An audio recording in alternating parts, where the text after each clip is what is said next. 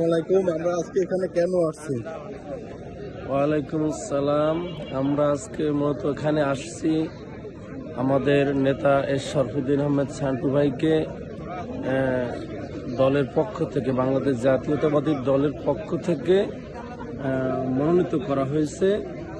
তার মনোনয়ন ফরম জমা দেওয়ার জন্য আমরা এখানে আসলে উপস্থিত হয়েছি। একটু জোরে বলেন।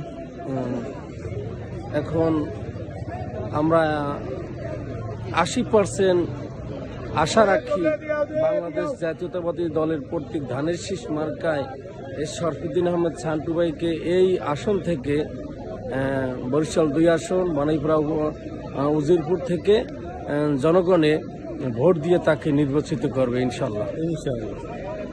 12 তারিখ সারাদিন 12 তারিখ সারাদিন ধানের শীষে ভোট দিন, এটাই আমাদের স্লোগান। তারুণ্যের প্রথম ভোট ধানের শীষের জন্য হোক।